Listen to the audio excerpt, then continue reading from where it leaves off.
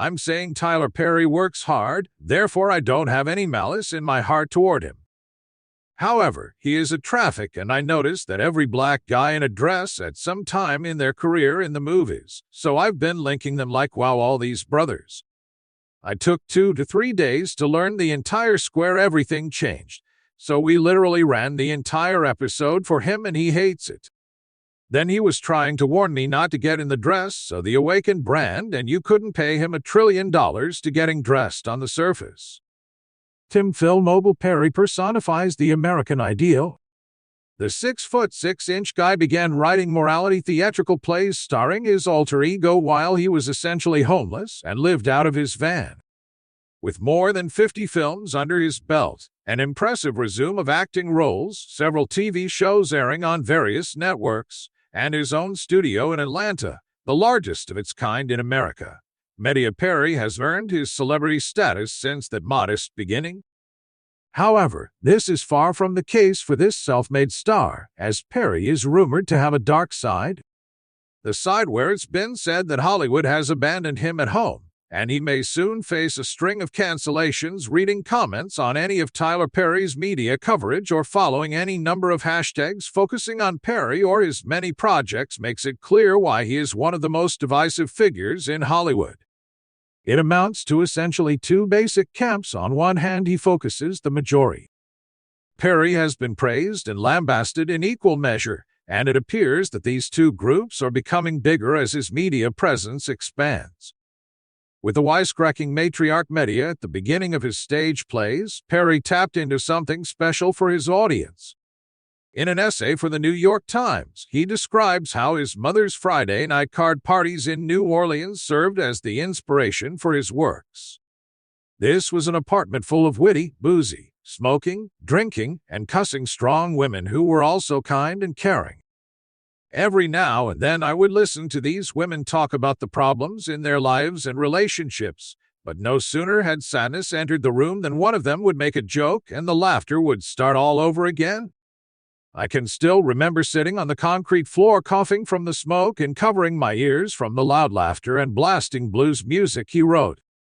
Those instances taught me that amusement can coexist peacefully with agony. Tyler Perry, originally named Emmett Perry Jr., was born on September 13, 1969 in New Orleans, Louisiana. Though he is a name many people in Hollywood and around the globe can resonate and relate with easily, growing up he had a pretty difficult childhood. The reports allege that he grew up around a physically abusive father who forced him to change his name to dissociate himself from his father. His childhood was difficult and he dropped out of high school but still passed a high school equivalent.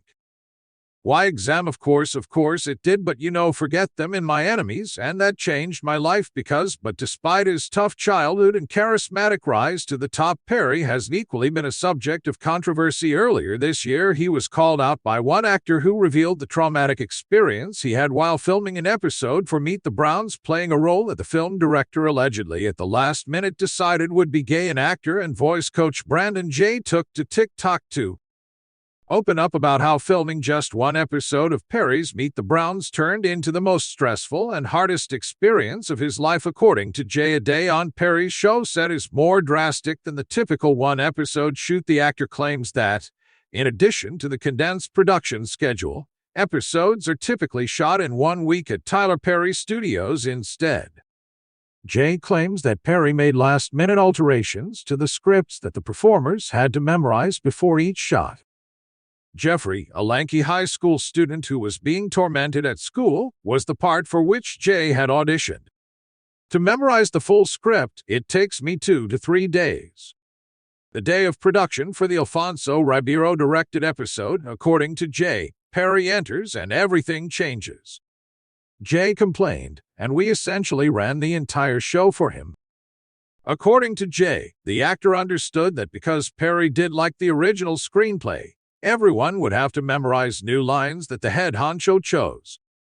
Jay claims that Mr. Perry immediately begins rewriting the entire script while giving the young actor the lines he needs to master immediately. Jay claims that the director pleaded with him to learn the new impromptu lines or face being fired. As he rose to the occasion to learn the new lines, he claims Perry decided that his character would be gay and have a crush on the bully at his high school. "I want Jeffrey to be homosexual and he has a crush on his bully" was what Jay had initially auditioned for in the dramatic narrative shift. Jay asserts the aspiring actor claims he reached out to his agent, who informed him that he does not have to accept the role if he doesn't want to. Perry said, "So this is part 2 of my dramatic filming of Meet the Browns. After Mr. Perry says we're going to change the character and make him gay. I immediately get on the phone with my mom because I'm like in part 2 uploaded days later." Jay adds to the story to reveal his initial reaction to being told his character would now have to be people who saw Jay as being critical of an acting role that underwent the last-minute script changes that are common on sets gave him a range of replies. Someone tweeted that it bothered them when actors complained about not obtaining employment. In a show of support for Jay, one fan wrote, "Please, who wants to work in such an anxiety-filled situation? Thanks for the job, but it sucks lol. 2 things can be true at once." Another fan attacked Perry by tweeting, "There is a reason the actors union bars you from working on his productions, which that union is required to work on any productions that employ actors." Throughout his career, people of color have mocked and derided his craft, from the casting of Medea to the slipshod production techniques of his productions. Perry has a wide range of critics and detractors, some of whom now want him to be canceled.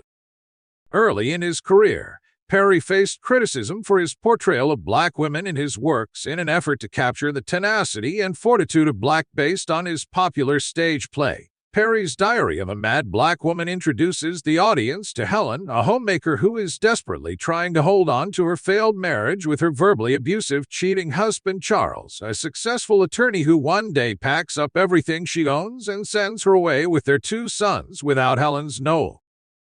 DG. As Helen grapples with her predicament, she seeks the advice of her grandmother Medea to help her get through it. The main critique of Perry is that the ladies he creates are blatantly lacking in backbone and character. For instance, Helen returns to her violent husband in yet another movie, only to recognize her error later.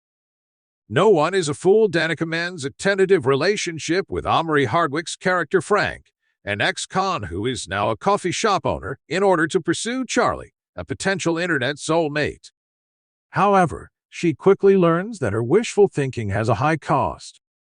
In other words, Perry appeals to the lowest common denominator in the trials and tribulations of blacks as a source of understanding and personal growth, but his critics see his methods as demoralizing, uninformed, and pandering. In an interview with Black Enterprises, Spike Lee explained his methods as being demoralizing, uninformed, and pandering in a statement to Black Enterprises.